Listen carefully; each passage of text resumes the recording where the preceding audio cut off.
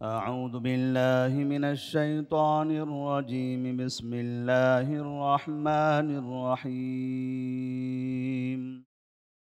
أوعجبتم أن جاءكم ذكر من ربكم على رجل منكم لينذركم واذكروا إذ جعلكم خلفاء من بعد قوم نوح وزادكم في الخلق بسطة فاذكروا آلاء الله لعلكم تفلحون.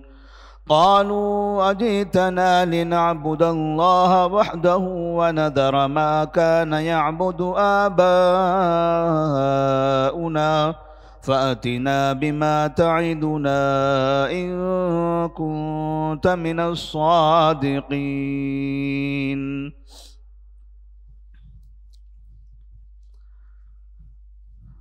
سورۃ الاعراف آیت نمبر 69 اور 70۔ اللہ تبارک و تعالیٰ نے انبیاء علیہم السلام اور ان کی قوموں کے حالات کا تذکرہ شروع کیا تو نوح علیہ السلام اور ان کی قوم کے بارے میں بتانے کے بعد ہود علیہ السلام ایسی قوم جو رب الخالی یمن اور عمان کا جو مشہور علاقہ رب الخالی ہے، جس علاقے میں قوم عاد رہا کرتی تھی، اس قوم کے تذکرے کی ابتدا فرمائی تو اللہ تبارک و تعالیٰ نے اس بات کا بیان کیا کہ اللہ کے ان کی ہدایت کے لیے، ان کی اصلاح کے لیے، رہنمائی کے لیے انہی میں کے ایک شخص ہود علیہ السلام کو نبی بنا کر مبعوث فرمایا۔ اور ہود علیہ السلام جب انہیں نصیحت کرنے لگے، ان میں موجود برائی ایک مشہور برائی تھی، شرک، اللہ کو چھوڑ کر کسی اور کی عبادت کرنا، پتھروں کی عبادت اور دیگر چیزوں کی عبادت جو انہوں نے شروع کر رکھی تھی۔ ہود علیہ السلام نے انہیں اس سے ڈرایا اور اللہ کی طرف انہیں بلایا، آخرت کی یاد دلائی، اور اللہ نے ان پر جو نعمتیں نازل فرمائی ہیں ان نعمتوں کا احساس کرایا کہ اللہ کی نعمتوں کے باوجود تم اللہ کو چھوڑ کر کسی اور کی عبادت کرتے ہو، یہ کیسے ہو سکتا ہے؟ جس نے تمہیں پیدا کیا، جس نے تمہیں یہ جسمانی قوت عطا فرمائی، یہ باغات، یہ نہریں، یہ ساری چیزیں جس نے عطا کی ہیں، عبادت اسی کی کرنی چاہیے۔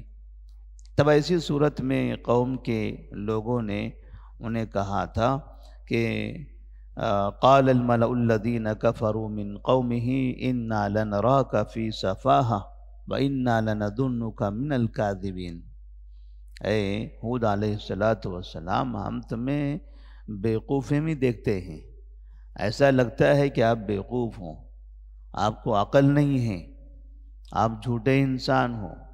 بھلا یہ کون سی عقل مندی کی بات ہے کہ کئی خدا جو الگ الگ کام کے ہوتے ہیں ان سب کو چھوڑ کر ایک خدا کو مان لینا، ایک خدا کی عبادت کرنا، یہ کوئی عقل والی بات ہے؟ اور آپ جو کہتے ہو کہ تمام کے تمام خدا یہ باطل ہیں، غلط ہیں، آپ جھوٹ کہہ رہے ہو۔ وَإِنَّا لَنَرَاكَ وَإِنَّا لَنَظُنُّكَ مِنَ الْكَاذِبِينَ۔ تو ہود علیہ السلام بتاتے تھے کہ ایسی بات نہیں ہے، ایسا نہیں ہے کہ میں عقل سے خراب ہوں، بیوقوف ہوں یا جھوٹا ہوں، میں سچا انسان ہوں، اللہ تبارک و تعالیٰ کی جانب سے بھیجا گیا نبی ہوں، میں تمہاری اصلاح چاہتا ہوں۔ أُبَلِّغُكُمْ رِسَالَاتِ رَبِّي وَأَنَا لَكُمْ نَاصِحٌ أَمِينٌ۔ میں تو اپنے رب کا پیغام تم تک پہنچانے کے لیے آیا ہوں، اور میں تمہارے لیے نصیحت کرنے والا رہنما رہبر ہوں۔ قال یا قوم لیس بی سفاہۃ ولکنی رسول من رب العالمین ولکنی رسول من رب العالمین، میں رب العالمین کی جانب سے رسول ہوں اور میرا کام ہے اللہ کے پیغام کو پہنچانا۔ اس کے بعد اللہ تبارک و تعالی فرماتے ہیں او عجبتم ان جاءکم ذکر من ربکم علی رجل منکم لینذرکم۔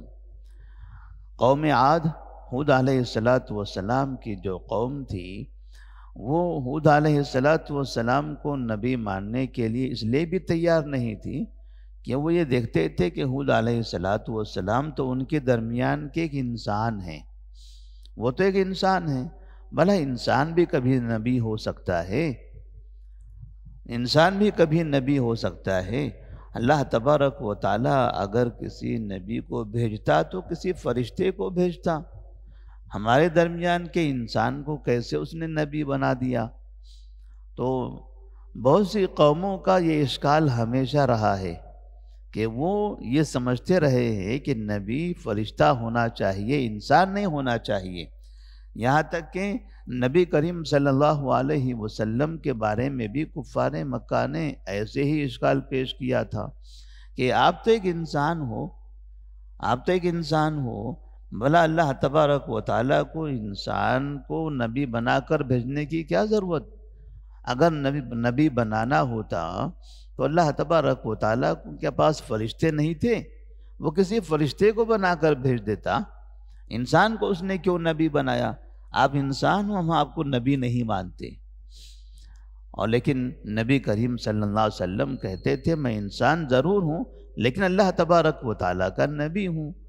تو یہاں پر بھی ہود علیہ السلام نے اپنی قوم کو بتایا او عجبتم ان جاءکم ذکر من ربکم علی رجل منکم لینذرکم، کیا تمہیں اس بات پر تعجب ہے کہ تمہارے پاس تمہارے رب کا ذکر تم میں سے کسی ایک آدمی کے ذریعے آیا؟ آیا رجل منکم، تم میں سے کسی ایک آدمی کے ذریعے، ایک انسان کے ذریعے، ایک انسان پر اللہ تبارک و تعالیٰ نے وحی نازل فرمائی، دین و شریعت نازل فرمائی، تمہیں اس بات پر تعجب ہے؟ لینذرکم، تاکہ وہ آدمی آئے اور تم کو ڈرائے، بھلا اس پر تعجب کرنے کی کیا ضرورت ہے؟ تو کیا یہ کام آدمی نہیں کر سکتا ہے کہ اللہ تبارک و تعالیٰ کسی آدمی کو نبی بنا کر نہیں بھیج سکتا؟ اور تصور کر لو کہ اگر اس نے کسی فرشتے کو نبی بنایا ہوتا تو کیا فرشتہ ہمیں دکھائی دیتا ہے؟ فرشتہ تو ہمیں دکھائی نہیں دیتا، اور پھر فرشتے کی ضرورتیں انسانی ضرورتوں سے الگ ہیں، فرشتوں کی ضرورتیں انسانی ضرورتوں سے الگ ہیں، ان کے پاس نہ یہ بازار ہے، نہ یہ بیوی بچے ہیں، نہ گھر ہیں، نہ اس طرح کی مصروفیتیں ہیں۔ پھر وہ انسان، وہ فرشتہ جو رسول بن چکا ہوگا، وہ ہمارے لیے آئیڈیل کیسے بنے گا؟ آئیڈیل تو وہ بنے جس کے پاس بھی بچے ہوں، جن کے پاس گھر ہو، جن کے پاس دنیا کی مصروفیتیں ہوں، تو ہم انہیں دیکھ دیکھ کر اپنی زندگی گزاریں گے۔ ورنہ فرشتہ اگر رسول بن جائے تو پھر لوگ کہیں گے وہ تو فرشتہ ہے، انہیں نہ کھانے پینے کی ضرورت، ہمیں کھانے پینے کی ضرورت ہے، انہیں کیا پتا کھانے پینے کے لیے کیا کرنا پڑتا ہے، کیسی محنتیں کرنی پڑتی ہیں، ان کو کیا پتا ہے۔ ہمارے پاس بھی بچوں کے مسائل ہیں، اسے کیا پتا، اس کے پاس تو نہ بیوی ہے، نہ بچے ہیں، نہ گھریلو مصروفیتیں ہیں، نہ دنیا کے امتحانات ہیں، دنیا میں کتنی آزمائشیں ہوتی ہیں، کیسے ہوتی ہیں، انہیں کیا پتا، وہ ہمارے لیے کیسے آئیڈیل بن سکتے ہیں۔ تو اس طرح سے لوگ پھر فرشتوں کے بارے میں ایسے کہنے لگتے۔ تو اللہ تبارک و تعالیٰ نے پہلے اسے قوم کے درمیان کے کسی ایک انسان کو نبی بنا کر بھیج دیا، لیکن لوگ یہ مدعا پیش کر کے کہ انسان نبی نہیں ہونا چاہیے، تو اس کی وجہ سے نبی کی نبوت کا انکار کرتے تھے، ان کی باتیں نہیں مانتے تھے۔ جیسا کہ سورۃ الاسراء میں اللہ تعالیٰ نے فرمایا وَمَا مَنَعَ النَّاسَ أَن يُؤْمِنُوا إِذْ جَاءَهُمُ الْهُدَى إِلَّا أَن قَالُوا أَبْعَثَ اللَّهُ بَشَرًا رَسُولًا إِلَّا أَن قَالُوا أَبْعَثَ اللَّهُ بَشَرًا رَسُولًا، کہ ان لوگوں نے کہا کہ اللہ تبارک و تعالیٰ نے انسان کو رسول بنا کر بھیجا، تو اس طرح سے لوگوں کو یہ تعجب ہوتا تھا کہ انسان کو رسول بنا کر کیوں بھیجا؟ تو اللہ تبارک و تعالیٰ ہی حکمت جانتا ہے، کسے رسول بنانا ہے وہ اللہ کے ہاتھ میں ہے، ساری قدرت تو اللہ کے پاس ہے۔ تو کیا اللہ تبارک و تعالیٰ بھی ان لوگوں کی خواہش کے مطابق کام کریں کہ تمہیں کیا چاہیے وہ بتائیے، ہم وہ بھیجتے ہیں؟ اللہ تبارک و تعالیٰ بھیجنے والا، اللہ پیدا کرنے والا، اللہ انسانوں کو رسول اور نبی بنانے والا، وہ اس کے ہاتھ میں ہے، کس کو بنانا چاہیے، کیسے بنانا چاہیے۔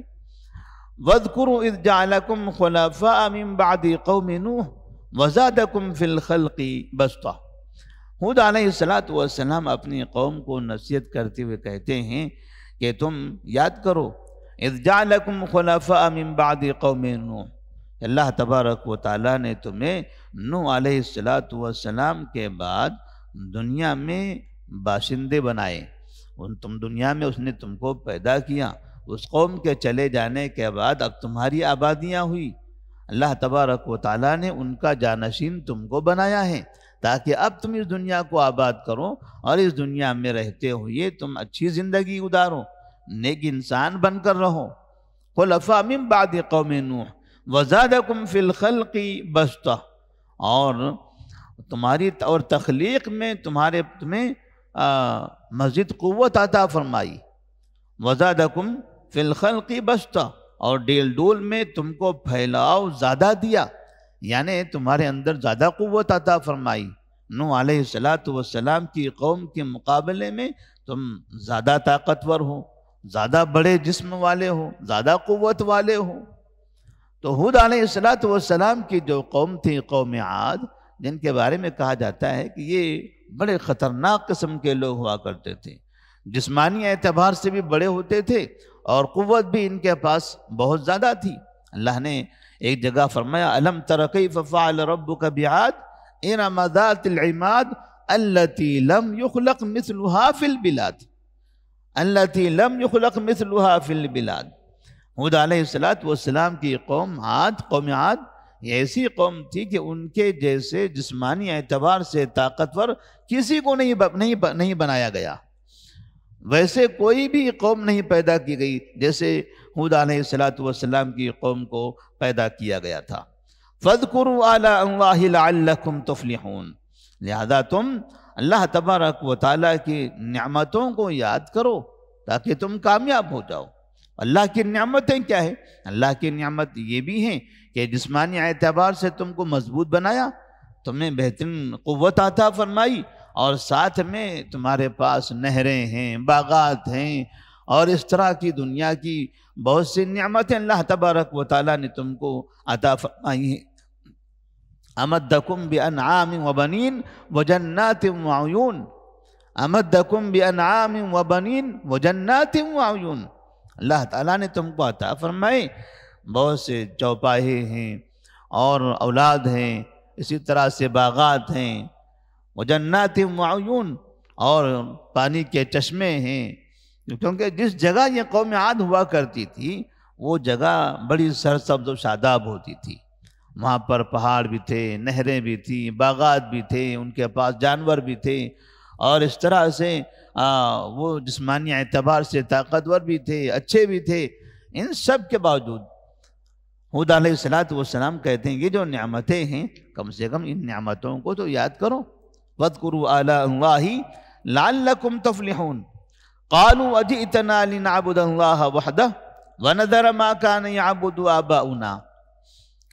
تو قوم عاد نے کہا ہود علیہ السلام سے أَجِئْتَنَا لِنَعْبُدَ اللَّهَ وَحْدَهُ، کیا آپ ہمارے پاس اس لیے آئے ہوں تاکہ ہم ایک اللہ کی عبادت کریں، وَنَذَرَ مَا كَانَ يَعْبُدُ آبَاؤُنَا، اور ہم ان معبودوں کو چھوڑ دیں جن کی ہمارے باپ دادا عبادت کرتے تھے؟ کیا تم ہمیں یہ درس دینے کے لیے آئے ہو، یہ سبق پڑھانے کے لیے آئے ہو کہ ایک اللہ کی ہم عبادت کریں اور ہمارے باپ دادا جن کی عبادتیں کیا کرتے تھے ان سب کو ہم چھوڑ دیں؟ اس کا ایک مطلب یہ ہوتا ہے کہ وہ لوگ جو باپ دادا کا دین اپناتے ہیں، جو باپ دادا کا بہانہ بناتے کہ ہمارے بڑے یہ کرتے رہے ہیں، ہمارے باپ دادا ایسا کرتے رہے، ہمارے باپ دادا کا یہ طریقہ رہا ہے، تو اس میں بہت سے لوگ گمراہ ہو جاتے ہیں، بہت سے لوگ گمراہ ہو جاتے ہیں۔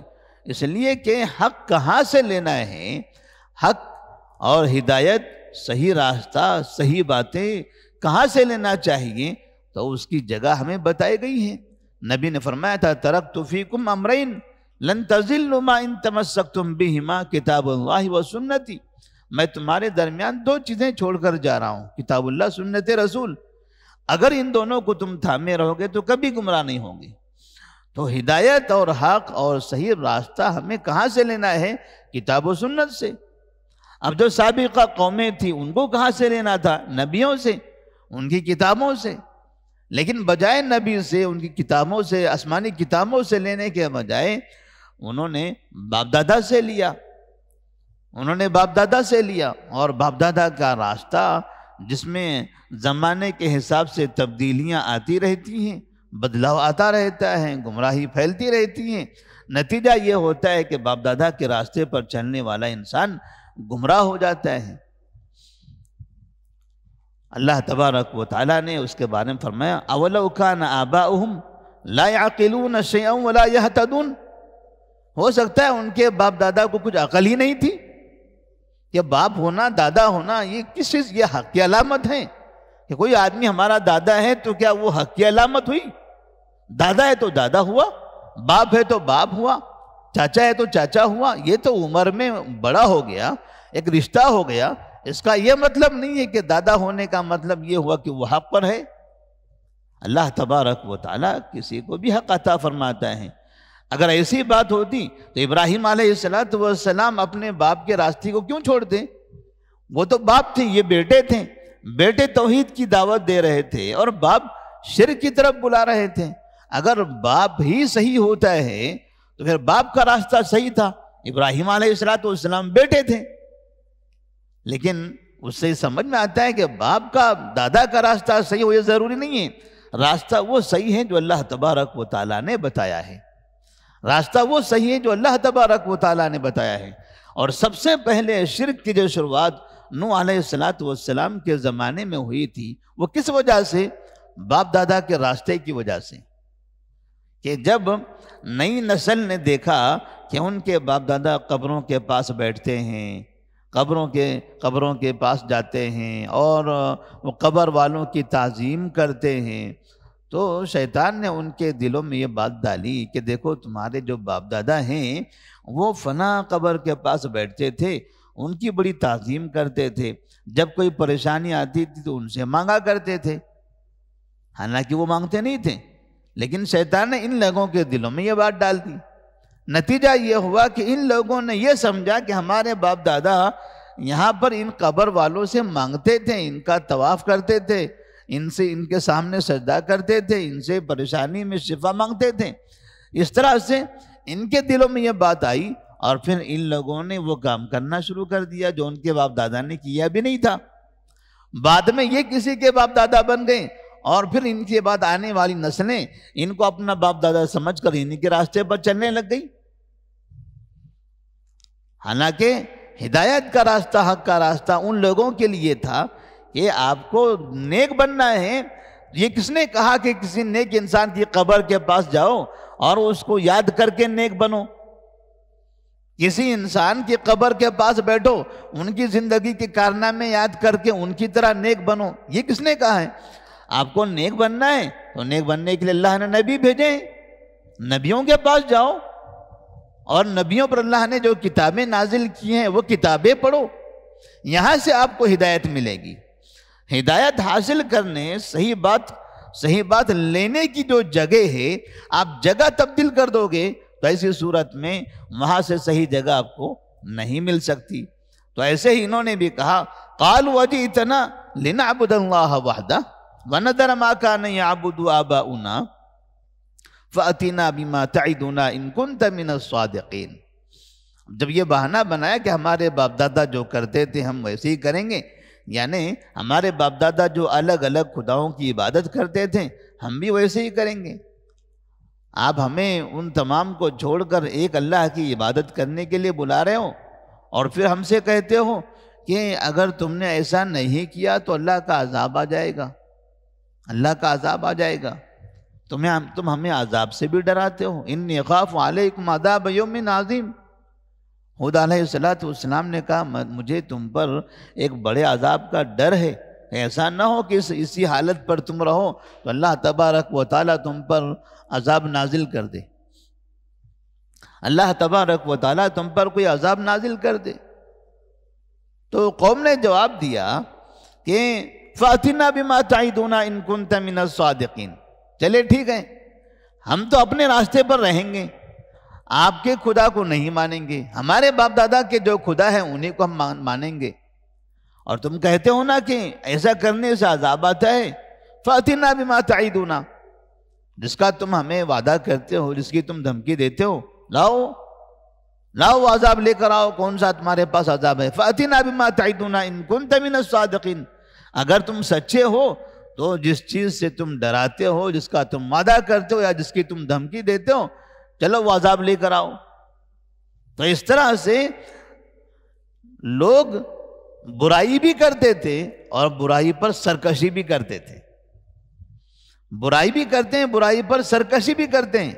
جیسے ہمارے پاس بھی کبھی ہوتا ہے ایسا کہ کسی کو برائی سے روکو تو کہتے ہیں نہیں کروں گا، میں نہیں مانوں گا، جاؤ جو کرنا ہے کر لو، جاؤ جس کو بولنا ہے بولو، دیکھ لیں گے کل قیامت میں کیا ہونے والا ہے، مرنے کے بعد کا کس نے دیکھا ہے؟ بعض مرتبہ لوگ مرنے کے بعد کی بھی دھمکی دے دیتے ہیں، ہم یہی کرتے رہیں گے، ہم ایسے ہی رہیں گے، کس نے دیکھا ہے بعد والی زندگی؟ تو اس طرح سے ان لوگوں نے کہا فَأْتِنَا بِمَا تَعِدُونَا إِن كُنْتَ مِنَ الصَّادِقِينَ، جیسے نبی کریم صلی اللہ علیہ وسلم سے کفار مکہ نے کہا تھا اللہم ان کان ھذا ھو الحق من عندک فامطر علینا حجارۃ من السماء او ائتنا بعذاب علیم۔ بعض قومیں تو ایسی بھی ہوتی تھی کہ جو اللہ سے کہتے تھے اے اللہ، یہ جو نبی کہہ رہے ہیں نا جس کو خدا کہہ رہے ہیں، تو وہ خدا کی طرف آواز دیتے تھے کہ اگر یہی حق ہے فَأَمْطِرْ عَلَيْنَا حِجَارَةً مِّنَ السَّمَاءِ، تو آسمان سے ہمارے اوپر پتھروں کی بارش نازل کر دے، فَأَمْطِرْ عَلَيْنَا حِجَارَةً مِّنَ السَّمَاءِ أَوْ ائْتِنَا بِعَذَابٍ عَلِيمٍ، یا دردناک عذاب ہمارے پاس بھیج دے۔ تو کبھی نبیوں سے مطالبہ کرتے اور کبھی خود سے کہنے لگتے تھے بھیج دے، کون سا عذاب بھیجنے والا ہے تو بھیج دے۔ تو اس طرح سے اپنے گناہوں پر باقی رہتے ہوئے کبھی اللہ تبارک و تعالیٰ کو للکارنا، کبھی نبی کو للکارنا، تو یہ ایک سرکشی ہوا کرتی تھی۔ اور جب کوئی قوم ایسی سرکشی پر اتر آتی ہے تب ایسی صورت میں اللہ تبارک و تعالیٰ بسا اوقات ان پر حقیقت میں عذاب نازل بھی کر دیتا ہے، جیسا کہ ہود علیہ السلام کی قوم عاد پر اللہ تبارک و تعالیٰ نے عذاب نازل کیا، جس کا تذکرہ انشاءاللہ آگے کے درس میں آئے گا۔ تو ان آیات سے ایک پیغام یہ ملتا ہے کہ اگر کسی جگہ ہمیں صحیح بات ملتی ہے تو وہاں سے قبول کر لینا چاہیے، یہ نہیں دیکھنا چاہیے کہ میرے باپ دادا کیا کرتے تھے، ہمارے بڑے راستے پر چلے ہوئے آ رہے ہیں تو وہی راستہ برحق ہوگا، یہ 2 دن کے لوگ یہ پتہ نہیں کہاں سے آئے، ابھی کتاب پڑھ کر ہم کو بتانے لگ گئے۔ ابراہیم علیہ السلام کے والد نے بھی ایسے کہا تھا انہیں، کیونکہ وہ چھوٹے بچے تھے اور یہ تو باپ ہے، باپ بیٹے سے کہہ دیا کہ تم بچے ہو، میرے بیٹے ہو، تم مجھے چلے حق کا صحیح راستہ بتانے، یعنی نئے ہیں، چھوٹے ہیں تو ان کے پاس حق نہیں ہو سکتا، جو پہلے آئے ہیں ان کے پاس حق ہوگا، جو بعد میں آئے ہیں ان کے پاس حق نہیں ہوگا۔ یہ جو تصور ہے یہ تصور غلط ہے، کوئی پہلے آیا ہوا ہو اسی کے پاس حق ہو، بعد میں آنے والے کے پاس حق نہ ہو، یہ کیسے ہو سکتا ہے؟ اگر ایسی بات ہے تو ابو جہل تو پہلے آیا ہوا تھا، نبی بعد میں آئے ہوئے تھے، تو حق کس کے پاس ہونا چاہیے تھے؟ ابو طالب تو پہلے آئے ہوئے تھے، ابو لہب پہلے آئے ہوئے تھے، ابو سفیان پہلے آئے ہوئے تھے، تو یہ ابو لہب ہیں، ابو طالب ہیں، ابو جہل ہیں، یہ لوگ تو پہلے کے لوگ ہیں، نبی بعد کے آدمی ہیں، تو پھر حق تو ابو جہل کے پاس ہونا چاہیے، نبی کے پاس کیسے آیا؟ تو یہ پہلے اور بعد کا مسئلہ نہیں ہے، اللہ تبارک و تعالیٰ جسے عطا کر دے اس کے پاس حق آتا ہے۔ تو اللہ تبارک و تعالیٰ نے نبی کریم صلی اللہ علیہ وسلم کو نبی بنایا، جب انہوں نے لوگوں کو نصیحت کرنا شروع کی تو جو بڑے لوگ تھے انہیں عار محسوس ہوتا تھا کہ ہم بڑے ہیں، بزرگ ہیں، سردار ہیں، اور یہ چھوٹا بچہ آ گیا ہم کو سکھانے کے لیے. تو اس گھمنڈ میں وہ لوگ ان کی بات، نبی کی بات نہیں مانتے تھے.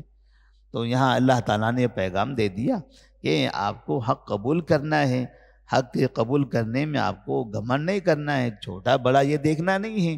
اور ہود علیہ السلام انسان ہیں، یہ مت سمجھو کہ آپ کے درمیان کا کوئی آدمی ہے اس کو نبی بنا کر بھیجا گیا تو اس پر آپ حسد کرنے لگو. اللہ جس کو جو نعمت عطا کرتا ہے وہ اس کا حصہ ہے، وہ اس کے مقدر میں ہے. اللہ نے اس کو منتخب کیا ہے نبوت کے لیے، آپ کو نہیں کیا. تو اس کو منتخب کیا، وہ نبی بن گیا. اب آپ ان کی باتوں کو قبول کر لیں. اور کبھی بھی انسان برائی کرتے ہوئے عذاب کا مطالبہ نہ کرے. جیسے بعض مرتبہ لوگ برائی کرتے ہیں، اے اللہ مجھے تباہ کر دے، مجھے برباد کر دے، میرے اوپر فلاں عذاب نازل کر دے. بعض مرتبہ لوگ زندگی سے پریشان ہو کر بھی اس طرح کی باتیں کرتے ہیں.